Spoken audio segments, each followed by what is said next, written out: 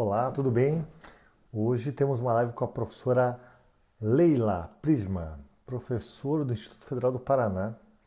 Tem muito conhecimento na área de coach, na área que ela estuda muito, e também influência dos pais sobre os filhos e o que isso se relaciona com a educação. Então, olá, Regina também, Regina Nelly Londero, família Londero aí, que legal. Mariana, tudo bem? Seja bem-vinda. Hoje é um assunto super interessante para quem tem filhos ou para quem é filho, ou seja, praticamente para todo mundo. Olá, doutora, professora Leila, tudo bem? Grande Kleber, tudo ótimo e por aí, tá me ouvindo bem? Perfeitamente. Já informo de antemão que a professora Leila está de visual novo, está muito bonita e está renovada nessa quarentena. Bem, vamos já direto ao nosso assunto, agradecendo a todos que estão aí compartilhando com a gente esse momento de discussão. Patrícia, Regina, Mirelle, Nelly. Nós vamos falar um pouco hoje sobre como os pais podem influenciar na educação dos filhos. Então, quem é filho, ou quem é pai e tem filhos, ou quem é filho, vai ter muito a aprender com essa discussão de hoje. E a pergunta que muitas pessoas se fazem, professora Leila, é: muitos pais acabam transferindo para os filhos seus sonhos não realizados. Ou seja, muitos pais queriam fazer algumas coisas na vida, não conseguiram, e faz essa transferência de frustrações. Principalmente, olha, eu quero que meu filho faça direito, ou medicina, engenharia, ou que meu filho faça esportes, ou que meu filho faça piano. Eu vejo centenas de meninas fazendo balé porque a mãe sempre quis fazer e acha bonito e não necessariamente porque são desejos dessas crianças e adolescentes. Você acha que isso acontece muito e isso pode interferir de forma positiva ou negativa? Eu gostei muito da questão, professor, porque, na verdade, essa é uma preocupação que eu tenho me debruçado há alguns anos, né? Que é a interferência que nós, pais, geramos nos nossos filhos. Então, para conseguir chegar na teoria, eu vou rapidamente traçar um caráter histórico, né? Vejamos que nós estamos vivendo essa pandemia, 2020. Imagine uma criança hoje que está convivendo com seus pais, tempo integral, em época de isolamento, e já se passaram 30 anos, essa criança já tem 35 anos, já é formada, já é casada, e chega um evento como Páscoa, alguma coisa, e a mãe e o pai vão à casa, né, desse filho. Aí eles falam assim: nossa, eu estou me lembrando aqui do ano de 2020, que a gente ficou né, naquela pandemia. Você se lembra, filho? Daí o filho vai falar: Deus me livre, eu não quero nem me lembrar. Você destruía comigo, gritava todos os dias, eu passei a ter medos e Hum, fobias e traumas, né, naquele ano por causa de você. Ou, lembro, mãe, a gente brincava toda tarde, você me ajudava a pesquisar as tarefas escolares, é, eu consegui superar meus medos por causa da tua calma, da tua tranquilidade. O que que isso se refere? Isso se refere às memórias afetivas que os pais vão gerando nos filhos, que vão moldando a sua personalidade. O ciclo do trauma, né, ele é visível no presente, mas ele sempre se associa a algum evento passado. E onde é que esses traumas, né, que são emoções que são ativadas e vão fragilizando a pessoa, porque os traumas todos têm uma alta carga emocional e bloqueiam algumas coisas, eles são formados dentro do sistema familiar. E o sistema familiar, ele é responsável por uma série de coisas, entre elas, acho que dá para destacar as crenças limitantes. Com os anos, eu também tive que superar as minhas crenças limitantes, né? uma das crenças era assim, tudo é difícil, nada cai do céu, sabe? Você tem que sofrer para você conseguir, se você sofrer, você consegue. As pessoas têm inveja de você, eu também tive que superar, porque a gente compreende que os pais fazem o seu melhor, e talvez por falta de conhecimento científico cometem alguns erros. Então, essas memórias afetivas, elas geram um impacto. Então, o raciocínio é o seguinte, toda comunicação gera um sentimento que vai gerar um comportamento. E a fase da infância é a fase em que eles mais aprendem, que eles mais sugam tudo, né, do sistema familiar. E é nessas horas que entra o coaching educacional e a constelação familiar sistêmica. Então, o que pode causar trauma? Violência verbal. Muitos pais falam assim, eu nunca bati no meu filho, mas ele humilha o filho todos os dias, ele poda sonhos, ele não permite que brinca, que faça barulho, dá para a criança uma babá barata, que hoje a babá mais barata que tem é o celular, né?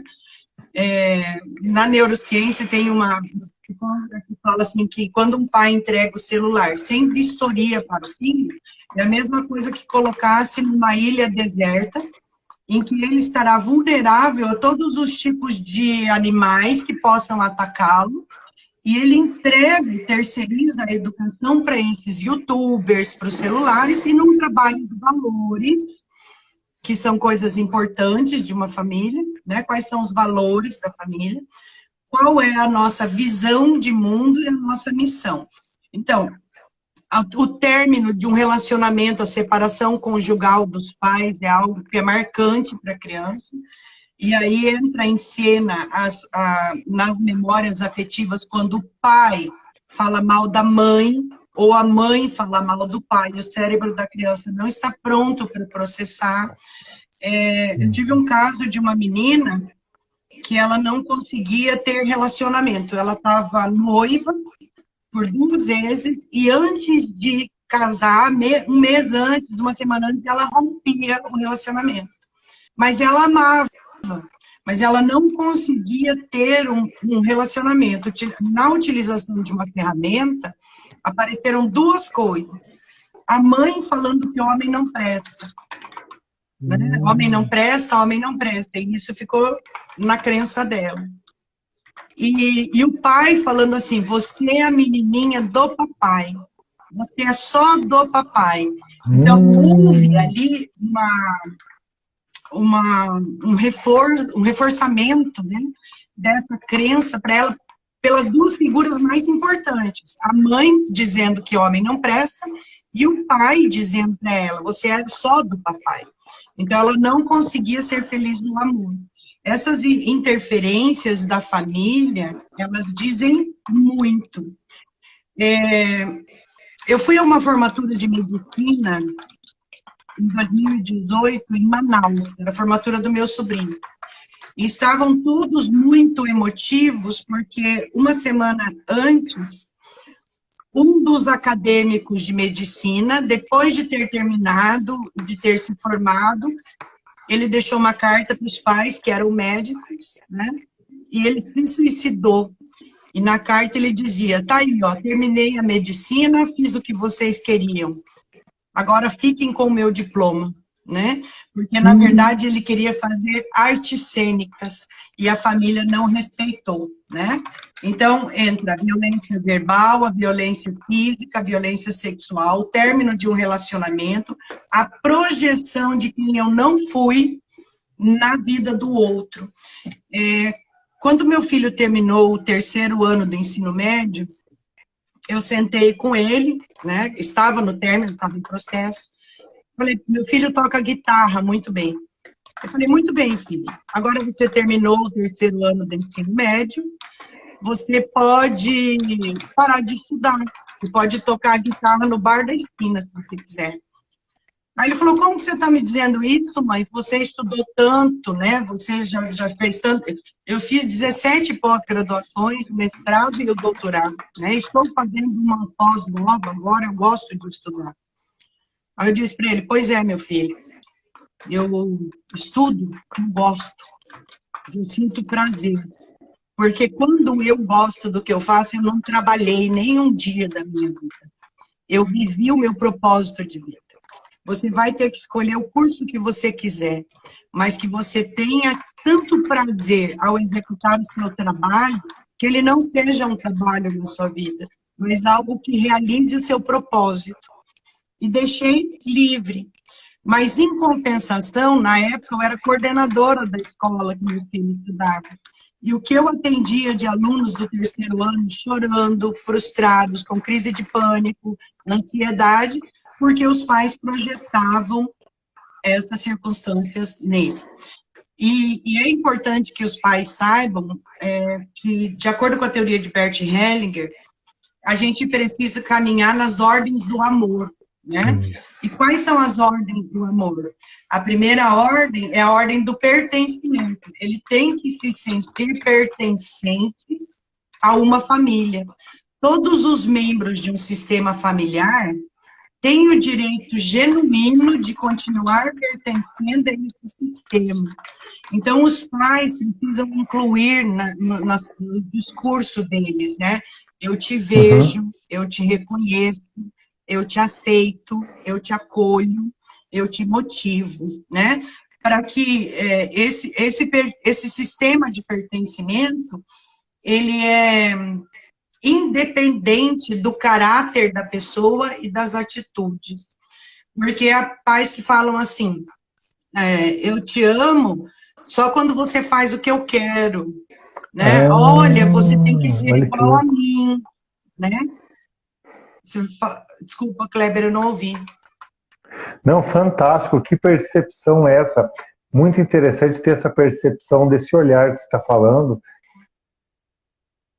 A segunda ordem do amor é a ordem do equilíbrio, que é a ordem entre dar e receber, que por sua vez é conhecido no meio de nós por reciprocidade, gratidão, porque existem pais e mães que são moldados por crenças familiares que já receberam, que ele tem que fazer de tudo para o filho.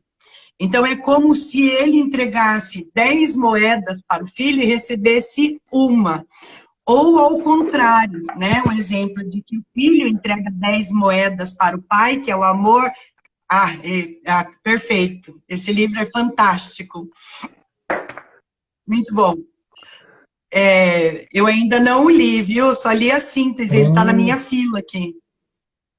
Dá até para você fazer um acréscimo colocando a teoria, né? Que claro. Na verdade, a ordem do equilíbrio é essa troca de moedas que a gente tem que ter. Faz um acréscimo, professor Kleber. Bem, nós temos que entender o seguinte, hoje os pais, eles só tem como dar para os filhos que eles têm. Então, se eu tiver um copo de água, eu só consigo jogar em outra pessoa água. E muitos filhos cobram que os pais sejam perfeitos. E nesta cobrança que os pais sejam perfeitos, eles não entendem que os pais, como todas as outras pessoas, apesar de eles terem sido ídolos na vida, eles têm muitos defeitos. E as pessoas, os alunos, os adolescentes, eles cobram, olha, mas minha mãe não me dá o que eu quero, ela só dá o que ela tem. Esse é o livro Onde Estão as Moedas, onde ele tem uma explicação bem interessante que os pais, eles não vão conseguir ensinar o que eles não aprenderam. É mais ou menos assim, eu não consigo ensinar, sei lá, russo. Eu estudo mandarim, eu sei falar Ni Hao Ma, não sei falar em russo, não sei como significa isso em russo. Eu não consigo dar o que ele quer, eu consigo dar o que eu tenho. E às vezes ele acaba recebendo, o pai dá com todo o carinho. Só um pouquinho, Kleber. Pessoal, só um pouquinho que tem uma conversa aqui na sala acontecendo. Então, aí, pronto, voltou. E o que acontece? O pai, ele dá todo o amor que ele tem, mas ele não tem o que o filho está esperando. Ele não tem o que o filho está desejando.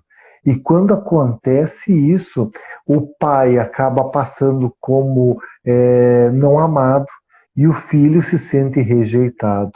E tudo isso dá uma série de consequências, porque o filho vai se achar rejeitado, porque o filho, o colega dele que senta do lado, o pai fez isso, fez aquilo. Agora, o que acontece? Para o meu pai é diferente, e o teu pai também, ele é diferente, porque cada pai deu o que tinha para dar. E às vezes o pai, sobre esse livro onde estão as moedas, uma indicação muito legal, muito boa, ele fala o seguinte: a teoria é que se o pai tem 3 moedas de cobre, 3 moedas de alumínio ou de ferro, do que ele tiver, ele só vai poder te dar isso. E é o que ele recebeu. E o que o filho, ele só precisa da vida para seguir a vida dele. Ele não adianta falar, esperar que os outros façam por ele. Tantas histórias a gente encontra de, às vezes, pessoas que foram adotadas, abandonadas no nascimento e depois se tornaram pessoas de grande referência na sociedade, que ajudaram muita gente e tornaram professores, tornaram engenheiros, advogados, médicos, juízes, artistas, e que falam, e eles sentiram que o pai amou eles. Mas daí tu pensa, mas como amou se ele abandonou ele ao nascimento? Não, ele amou porque ele deu a vida. Deu a vida. E quando dá a vida, ele dá todo o amor necessário. Aproveitando essa deixa, né, das ordens do equilíbrio, uma coisa importante que o coaching educacional me ensinou é como é importante eu saber a linguagem do amor dos membros da minha família. Porque, por muito tempo, a linguagem do amor é presente. Tá? É presente ou presença de estar presente? Não, não é tempo de qualidade, é presente. Então, por exemplo, cada vez que eu viajo, essa obra é perfeita. O Gary Chapman, para quem não conhece, leia esta obra, faça o teste da linguagem do amor, porque eu chegava em casa, antes de conhecer, né, a teoria da linguagem do amor, e eu trouxe lá da viagem, lá, uma bola, não sei o quê, e para mim isso era amor. Mas a linguagem de amor do meu filho não era presente, né? A dele é tempo de qualidade. Então, aquela devoção minha de presente não era recebida por ele, e ao mesmo tempo eu não supria. Mas eu tenho um filho, ainda é fácil de consertar. Agora, vejamos uma mãe que não conhece a linguagem do amor e ela tem 2 ou 3 filhos. Um filho tem a linguagem do amor da mãe e os outros não. E aí eles crescem, né? Lá no velório da mãe eles estão conversando e falam assim, a mãe nunca me amou. Né? Por que eles receberam a mesma coisa e não se sentem amados? Porque a linguagem do amor daquela criança não foi preenchida. Então, né? Então, é importante que os pais conheçam a linguagem do amor. E a terceira ordem é a ordem da hierarquia, né? É praticamente isso que a hierarquia significa dentro da constelação. Quem vem antes tem prioridade sobre quem chega depois. Então, a teoria diz que a gente toma o pai e a mãe. O que é tomar o pai e a mãe? É exatamente isso que o professor Kleber falou. É aceitar que eu ganhei deles o bem mais precioso, que é a vida. E perdoar o resto. Porque da mesma forma como eles são falhos, eu também sou, né? E alguém tem que romper esse ciclo no sistema familiar. E por muitas vezes essa responsabilidade é nossa, é minha, é tua. E a gente tende a projetar isso no outro, enquanto a gente não assumir essa responsabilidade. O que você está rindo, professor Kleber? Ai, então, olha, dá para escutar você horas e horas, que olha que compreensão, que forma simples de explicar algo que eu tenho que ler, às vezes, um livro de 200 páginas. Muito legal essa tua forma de explicar. Gostaria até que você repetisse isso, prof, porque ficou de uma forma simples, algo assim muito construtivo. Tá. eu vou utilizar uma metáfora, né, para não repetir a mesma coisa. É como quando a criança é pequena, a vida da criança está lá, eu tenho os pais e a criança virada para os pais. Então, o que eu, mãe, pai, faço, espelha nas minhas crianças e eu protejo os filhos do mundo. Conforme o desenvolvimento das crianças, a gente só cria um adulto quando ele é capaz de virar as costas para os pais, ou seja, ele precisa dar as costas para o pai e olhar para o mundo. E é este o nosso papel. Chega a me arrepiar quando eu falo disso, né? Porque a gente tende, por amor, e é um amor fora de ordem, a impedir o crescimento dos filhos, impondo para eles as nossas crenças, as nossas pseudo-verdades e eu vou chamar de vícios, mas os vícios do nosso sistema familiar, que muitas vezes é um sistema familiar doentio, mas por estar inserido nele, a gente cega.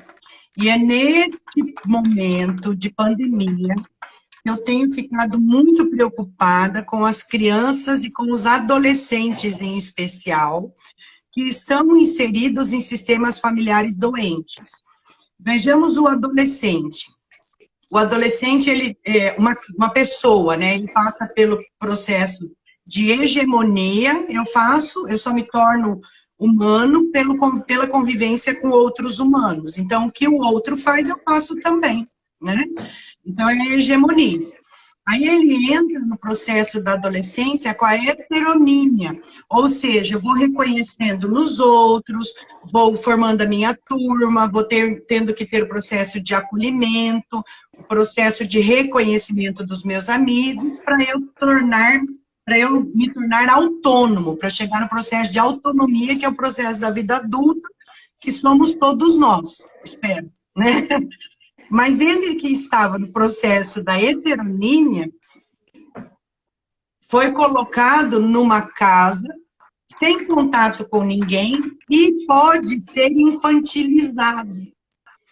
Aí o que vai acontecer com os jovens, adolescentes, que não estão vivendo esse processo de reconhecimento, de conhecimento de outras esferas sociais e outras esferas familiares? Eles vão regredir, porque eles estão sendo infantilizados. A mãe volta a servir o prato, a acordar de manhã, a impedir que ele tenha suas próprias atitudes, rompe e silenciam-se, né? As pessoas vão ficando quietas, já não vão mais conversando, que é outra coisa que me preocupa. O que eu, enquanto doutora da educação, tenho trabalhado bastante, até em simpósios de educação, é que nós, professores, a gente até então, antes da pandemia, a gente dava conta do conteúdo, do equilíbrio emocional, de criar metas, sonhos, propósito de vida, de equilibrar, ensinar um jovem a mexer a lidar com o bullying, com a exclusão, com o isolamento, inserir esse jovem numa turma. Ocorre a pandemia e a gente vive o isolamento social. Cada um está na sua casa, que é totalmente diferente uma da outra. Enquanto uns têm acesso à internet, um local para estudar, o outro não tem computador, não tem acesso à internet, os pais são voltados para o mercado de trabalho e não para o mundo do trabalho, né? E ele vai sendo moldado. Nós, professores, nós vamos dar conta do conteúdo, mas nós não vamos dar conta dos estragos das memórias afetivas que podem estar acontecendo nas casas por aí. Então, eu penso que uma das características da identidade do professor Kinder seja inserir nas nossas disciplinas o desenvolvimento da inteligência socioemocional. E vejo um futuro bastante grande para o coaching educacional também, né? Que ele vai ter que adentrar as escolas. Essa falta de afeto que está acontecendo... Então, deixa eu só voltar um pouquinho. Quais são as experiências que causam trauma, né? O abandono, a infidelidade, como eu já tinha dito, a falta de afeto e o desastre natural, está marcado lá na teoria como algo traumático. E justamente agora nós estamos nisso, nós estamos não deixa de ser um grande que a população que está viva neste planeta, neste momento, está vivendo, né? E quais são os resultados disso tudo? Medos de agir, medos de tomar decisão sozinho, abuso de drogas, né? Ansiedade, autoestima baixa, problemas em se relacionar com as outras pessoas, quer seja de forma afetiva ou quer seja no reconhecimento do outro, distúrbios alimentares, etc. Então, aqui é que a gente vai entrar nesse balanço dessa vida, né? Fazendo com que os traumas e as limitações se tornem algo positivo. Porque até a ansiedade, ela tem um caráter positivo. O que a gente precisa fazer é potencializar essas habilidades, essas competências, identificar pontos de melhoria no comportamento das pessoas, identificar os pensamentos limitantes, as crenças, para que a gente consiga virar essas crianças de costas para o pai. Um pai e uma mãe só cumprem a sua missão quando eles se tornam inúteis na vida do filho. Né? Porque daí ele criou um processo de autonomia para poder... Forte isso, hein? Que forte isso, né? E os pais, muitos deles estão achando que super proteger os filhos é o grande papel deles. Kleber, a superproteção, ela é tão danosa na educação de alguém quanto o abandono. Então, o segredo é deixar esse processo de autonomia, nesse respeito, inclusive, da ordem do pertencimento. Eu te amo da maneira como você é, eu te reconheço, eu te acolho e eu te aceito, e eu te incentivo. Essa parte de incentivar eu acrescentei por conta própria, né? Porque a gente tem que ser o grande incentivador na vida dos nossos filhos, porque senão, meu amigo, não há professor, não há terapeuta, né, que vai dar conta disso tudo, porque apesar da gente viver situações traumáticas, as adversidades, elas não podem ditar as nossas emoções, pensamentos e ações, de forma a controlar as nossas vidas. As nossas experiências negativas, elas precisam ter uma modulação cerebral para serem vistas como forma de aprendizado e de crescimento. E a partir do momento, segundo Bert Hellinger, uma vida de uma pessoa só começa a prosperar em todos os campos quando ela aceita os pais como eles são. E aceita que recebeu o que você muito bem colocou, a vida, né? Eu recebi a vida e isso já me basta. E eu te aceito, eu também aceito meu pai, minha mãe, da maneira como eles foram, para que eles possam se tornar inúteis para mim, para eu seguir em frente da minha vida. E eu, como mãe, né, e como professora, é muito importante que a gente pense que não dá para esperar nem um minuto para começar a trilhar um caminho diferente. Quando eu erro e quando eu percebo que eu erro, a atitude é começar a tomar agora. Não preciso esperar a pandemia terminar, não preciso esperar meu filho fazer 10 anos, 15 anos, 20 anos, né? É preciso levantar a cabeça, entrar em contato com o mundo e mostrar esse mundo para os nossos filhos. Eu tenho um receio muito grande, estou me prolongando um pouquinho, né, professor? Não, pai. Os pais que colocam os filhos numa redoma. Então, enquanto eu tenho 26 anos de docência, 27, acho, nem sei, mais de 20 anos. E enquanto coordenadora de escola, os pais chegavam e falavam assim, eu quero matricular meu filho no primeiro ano A. Aí eu falava, mas por que no primeiro ano A? Aí ele dizia assim, porque os amigos dele estão lá. Aí eu pensava comigo, então ele já começou a podar a capacidade do filho dele de se relacionar aos 7 anos de idade, como se o filho fosse incapaz de fazer novos amigos e de ter adaptabilidade, que eu acho que é a grande palavra do século. Os profissionais, as pessoas, os seres que conseguirem lidar com essa adaptabilidade, eles estão um passo à frente dos demais. E essa adaptabilidade, ela começa quando a criança está em formação. Ela vai carregar isso na vida adulta. Uma outra situação de vivência na escola é quando o pessoal leva a criança na educação infantil, né? E fala assim, eu matriculei meu filho nessa escola porque ele vai passar no vestibular. Mas a criança está com 4 anos de idade e o pai já está no interferência, né, da vida dele. Ele vai passar no vestibular, né, porque ele está matriculado naquela escola. E a outra é de não deixar o filho viver frustrações. Então, eu supro todas as necessidades dele. Esses dias, um amigo meu falou, professor Cleiton, você conhece? Ele falou assim, na minha época, não tinha esse negócio de bullying. O menino chamava a gente de não sei o que, eu não me ofendia. Por que hoje eles se ofendem? A gente caía na porrada, né? A fragilidade emocional é que faz isso. Como nós éramos educados por uma aldeia, a gente era mais forte emocionalmente. Então, alguém falava assim para mim, você é burra. Eu olhava e falava, burra, você vai ver, me aguarde.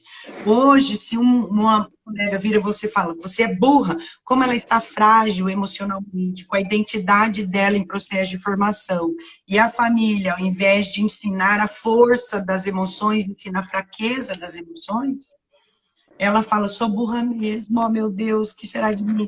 Ela toma posse desse lixo do mundo para si mesma, né? A forma como a gente lida com as adversidades da vida vão dizer como você agirá no futuro. Então, eu tinha uma técnica, e tem uma técnica que eu ensino também os pais, que a criança está fazendo birra. E meu filho já fez birra, né? Eu parava do lado dele e falava, por que você está fazendo isso? Aí ele, opa, né? Mas ele, 2, 3 anos de idade, por que você está fazendo isso? Ao invés de dar lenha, né? Colocar carvão naquela fogueira da birra. Meu filho fez birra no supermercado uma vez, né? Começou a fazer um show lá por causa de um danoninho. Eu me abaixei do lado dele e falei, isso não é preciso. Não é isso que eu te ensinei. Eu não vou aguentar essa birra. Quando essa birra passar, nós voltamos a conversar. Virei as costas e saí. Fiquei olhando para trás, para ver se ele vinha, né, Kleber? Porque você dá as costas porque eles dão uma olhadinha assim depois. Aí daqui a pouquinho ele já sem lágrimas, sem chorar, estava lá atrás de mim. Já acabou a birra. Então, durante essa pandemia, esse isolamento, uma mãe veio me procurar pedindo ajuda, porque não conseguia fazer o filho comer, fazer as refeições, a janta, junto com a família. E eu tive que olhar não, né, porque nós estávamos conversando pelo WhatsApp, e dizer para essa mãe, pois é, mas o seu filho não parou de comer com vocês agora. Ele já veio nesse processo há muitos anos, e os pais, ao invés de criarem autonomia, eles vão criando verdadeiros reizinhos, que sofrerão muito na vida adulta, vão se tornar adolescentes de 35 anos, né? Porque a Redoma fez isso. Eu faço tudo o que ele quer. E nem tudo que uma criança quer é lícito para a educação dela. Sempre com muito afeto, porque a falta de afeto é um dos traumatizantes de uma vida limitada, né? Sempre com muita conversa. As coisas têm que ser explicadas, têm que ser faladas, né? Têm que ser justificadas. Uma das coisas mais bonitas que eu ouvi do meu filho foi o dia que alguém perguntou sobre mim para ele, e ele falou assim, a minha mãe, a coisa que eu mais admiro na minha mãe é a capacidade de reconhecer que ela errou, e no outro dia estar melhor. Porque nós, mães, nós não acertamos sempre na educação dos filhos. erramos, nós erramos. E eu também era mãe pela primeira vez, né?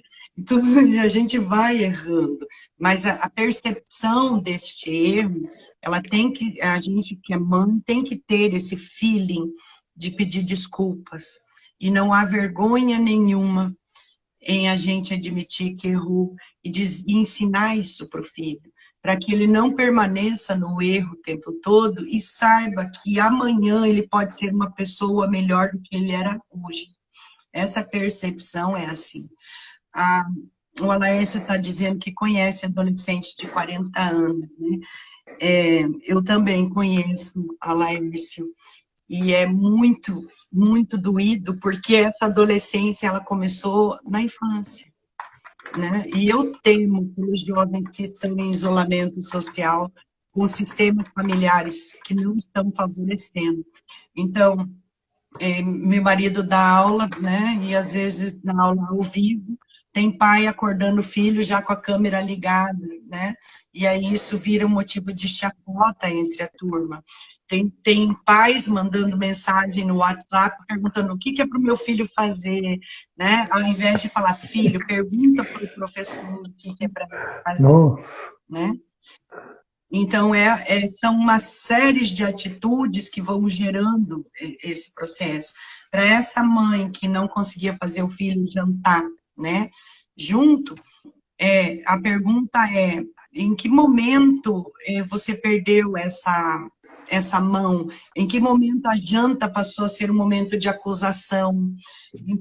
Passou a ser um momento de humilhação, né? E não um momento de boa conversa, um momento agradável. A outra situação, professor Kleber, como é que está nosso tempo? Eu estou sem relógio aqui. Mais 8 minutos. Tem mais?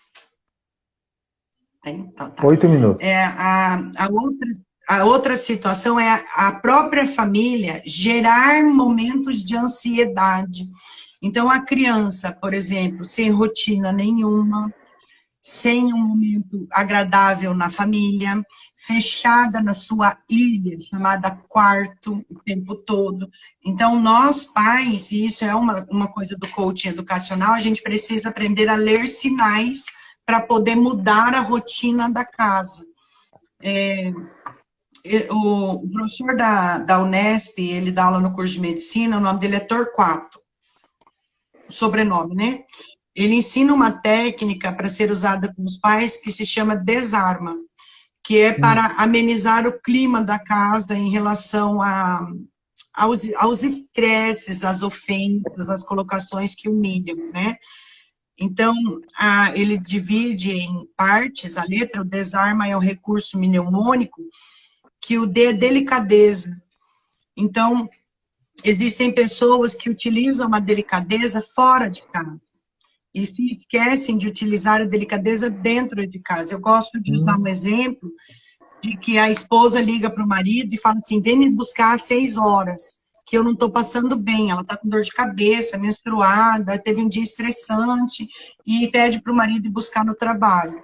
Aí, quando ela desliga o computador, 3 para 6, o chefe vem e fala assim, viu, nós recebemos um e-mail de uma multinacional e precisa responder agora. Você responde antes de ir embora? Ela olha para o chefe e fala, claro, né?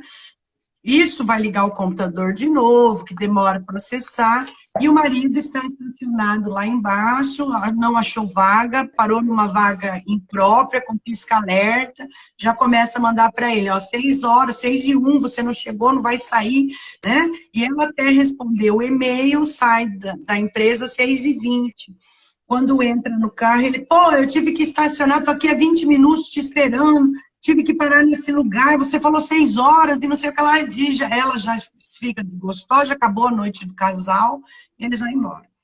No outro dia, o chefe do marido dela diz assim, você busca a palestrante no aeroporto? Ele fala, busco, a que horas? Eu falo, 7 horas. Ele vai para o aeroporto às 7 horas, deu 7 horas nada, deu 7:20 nada, ficou sabendo que o voo voltou para Congonhas, ele teve que esperar, ficou esperando até 8:20, ficou esperando 1 hora e 20 minutos. A mulher estranha, que é a palestrante, chega, Ele fala, oh, fez boa viagem, dá aqui sua mala que eu carrego, né? Aí ela fala, olha, me desculpa, o voo atrasou. Aí ele fala assim, não tem problema, essas coisas acontecem.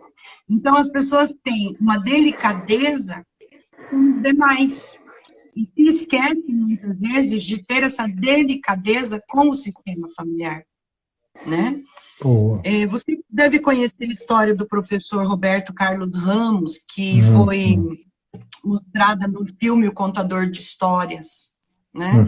E ele fala que ele, quando soube que a Margarete Dumas, né, iria embora, ele tampou o ralo da banheira e inundou a casa inteira dela. Aí, quando ela chegou, ele já estava pronto para apanhar. E ela falou, Roberto, você inundou a casa? Daí ele falou, inundei. Por quê? Foi de propósito, porque você vai embora.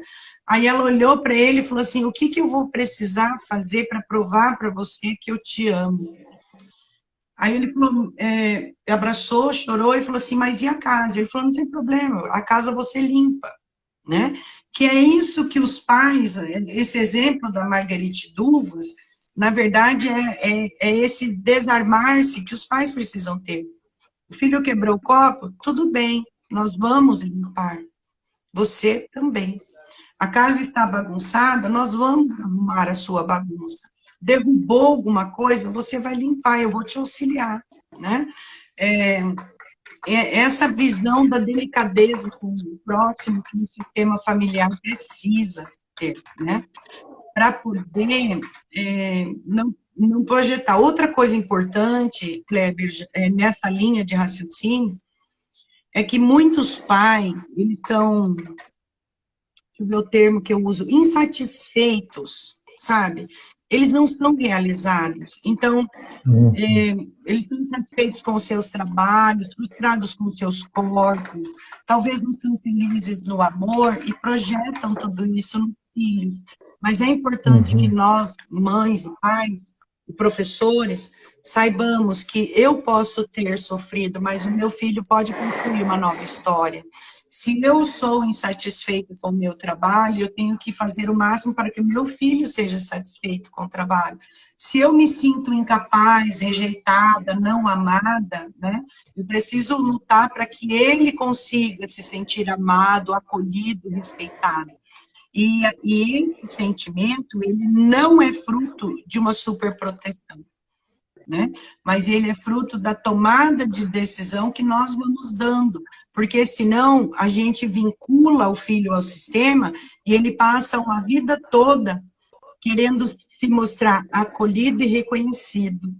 Eu tive que romper isso porque hoje não dá tempo de contar, mas eu tive uma situação de não me sentir amada e reconhecida por parte da minha mãe. E eu fui trabalhar isso na minha vida adulta. Aí eu percebi que a maioria das coisas que eu fazia era para provar para ela que eu valia a pena. Olha que tristeza você passar uma vida toda querendo provar para o seu pai, para a sua mãe, para você poder se sentir amado. Isso é muito triste, né? Então, reconhecendo isso, eu ainda passando por essa situação e vencendo, graças a Deus, eu ainda vejo isso em muitos dos meus amigos, né? Pessoas na faixa dos 40 anos que passam uma vida tentando provar que valem a pena. E é esse o futuro que você tem para os seus filhos? É isso, né? Então, esse não é o que eu quero para o meu filho. Por isso, eu digo para ele e demonstro que eu o amo todos os dias.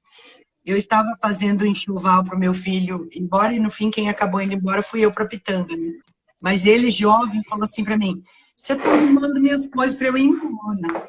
Eu falei, tô. Aí ele falou, você não me ama?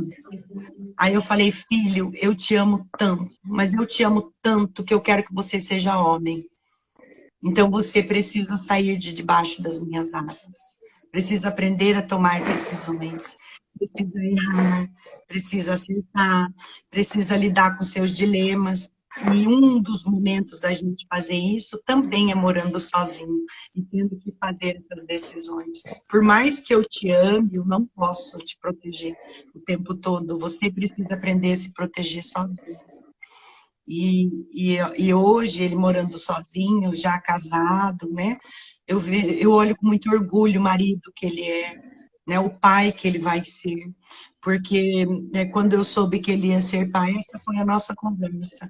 E agora você precisa ser um homem de verdade, aquele que eu te preparei a vida toda para ser, aquele que você foi preparado. Então, essa segurança a gente tem que ter. E eu usava muito um ditado que é assim, quem mima os filhos vai ter que educar os netos. Ah, Quem educa os filhos vai poder mimar os netos, né? E eu quero mimar a minha neta, porque eu eduquei o meu filho, né? Essa clareza a gente tem que ter. Me prolonguei, né, professor Kleber? olha, É que é ficaria um assunto horas muito bom. escutando você. Ficaria horas escutando você, porque a clareza que você consegue transformar todos esses conhecimentos, esses montes de livros aqui que a gente fica lendo, e você consegue, você já como mãe, como professora e como toda experiência familiar, você consegue aplicar e colocar isso num exemplo mais prático, sabe? Eu, por exemplo, minha esposa está grávida agora, sou o pai, mas meu filho não nasceu ainda, e eu tento o tempo todo também aprender. Quando eu comecei todo esse trabalho de pais e filhos, educação, como a gente consegue melhorar, eu também pensava, como que eu vou conseguir fazer isso melhor, e não só para o meu filho, para todos, porque a gente tem que pensar em como fazer isso melhor, porque os filhos não veem, os pais não têm um manual, e todos os pais que provavelmente erraram nessa forma dos sonhos e todas essas cobranças, é porque eles não sabiam fazer algo. E agora a gente está produzindo conteúdos que você pode compartilhar com outras pessoas ou entrar aqui no canal do YouTube. Clica aqui embaixo, tá aqui, Educação Kleber Serafim, entra lá, estão todos salvas as lives, mas o conteúdo sensacional. Você deu um insight muito legal hoje, professora Leila, para a gente em breve, quando achar um horário na sua agenda, para a gente complementar isso, porque foi um insight fantástico de como é que a gente faz para entender melhor e tentar diminuir para quem já tem filho. Ó, a Laerte falou já tem 3 filhos, todo mundo que tem filhos, e porque os professores, inclusive, o professor Cleiton, vários professores, a professora Rose que está assistindo, a professora Cláudia, todos aí que têm filhos aí e que não têm, eles são ou professores ou pais, ou as duas coisas. Então, quanto mais a gente consegue evoluir e estudar sobre isso, e que isso não é só um macete, um atalho, que você vai ouvir e falar, ah, é isso aqui, agora você vai ter o resto da vida. É uma construção do conhecimento. É. E é importante que a gente saiba se formar para ser pai e mãe. Porque se a gente não se formar para ser pai e mãe, a gente vai fazer o que fizeram com a gente, inconscientemente. A gente vai passando os traumas no amor que adoece, que você sabe qual é, né? Que existe o amor que cura e o amor que adoece. No amor que adoece, a gente vai perpetuando os problemas do nosso sistema familiar. Por isso a necessidade de se estudar para ser pai e mãe. Entender o que é consciente, inconsciente, a percepção do DNA, do RNA, né? Eu estou à espera da minha netinha e falei isso ontem para o meu filho. Falei para ele, olha, Gabriel, como eu queria saber tudo que eu sei hoje, quando você nasceu, né? Verdade. Aí ele, você vai usar Yasmin, né? Eu falei, vou usar É. Yasmin, porque agora eu sei, né? Mas ter essa percepção, igual você, que está esperando o seu bebê, né? Até escrevi isso para você. É uma criança que vai ser recebida por alguém que conhece a teoria do Bert Hellinger, é uma criança que vai ser acolhida, amada, um ser de luz, em que você vai saber em que momento eu posso motivá-la, né, motivar essa criança, incentivar essa criança, criar um ser íntegro, integral, no princípio da ética, da moral, com valores, com meta, com propósito de vida. Mais de 88% da população brasileira, neste momento, não sabe o propósito de vida dela. Estão simplesmente acordando, trabalhando e morrendo, sem realizar nada, sem deixar um legado. E o pior, Kleber, sem ser feliz. A felicidade, ela ocupa um lugar muito importante na nossa vida, que pode ser o tema de uma próxima live nossa. A felicidade na visão científica, não a felicidade... Não a felicidade da, como é que chama? Da automotivação, né? Sim. Não é essa a palavra, autoajuda. Né? Não a felicidade da autoajuda, mas a felicidade no cunho científico, a gente amarra em teorias, porque é importante que eu forme um ser feliz. Pensando hoje em que o Brasil ocupa o primeiro lugar do mundo, Kleber, em crise de ansiedade, crises do pânico e depressão, como que nós vamos sair pós-pandemia? Que tipo de seres humanos nós, professores, vamos encontrar em nossas salas de aula quando nós retornarmos? A gente precisa falar sobre a felicidade, mas não por uma felicidade romantizada, nem um amor romantizado, mas o amor categoria de princípio que forme pessoas que se sintam capazes de amar e se sintam amadas. A mesma coisa com a felicidade, não a felicidade piegas, né, ou a felicidade da autoajuda, ou da motivação, mas a felicidade enquanto cunho científico, que ela existe, e ela é necessária na nossa vida, para que a gente consiga realizar os nossos propósitos, né, ter hábitos mais saudáveis, ir em busca de melhorar, a gente precisa ser feliz, senão a gente não tem força. Olha, já temos 2 assuntos, então, porque, olha, conversar com a professora Leila é simplesmente fantástico. Adoro você, Leila, adoro todo o seu conhecimento. Ai, Vou pedir para todo mundo tirar um print. Vamos tirar um print, todo mundo que está assistindo, tira um print e marca a gente nos stories para ajudar a divulgação. Calma aí que apertei o botão errado do som aqui. Tira um print e marca a gente, para que outras pessoas consigam ter esses insights. Tenho só a agradecer, professora Leila, está encerrando, o Instagram vai derrubar nós daqui a 1 minuto e meio. Obrigado, prof, por toda essa colaboração. Quem não conseguiu assistir totalmente, estará no YouTube, entre lá e assista. Todas as segundas, quartas e terças estamos aqui discutindo sobre como melhorar a educação e a relação entre pais e filhos. Obrigado, prof. Aliás, eu recomendo as suas lives, sou fã de assistir. Show! Tudo de bom, Kleber, obrigada. Fique com Deus, tchau, tchau. Amém.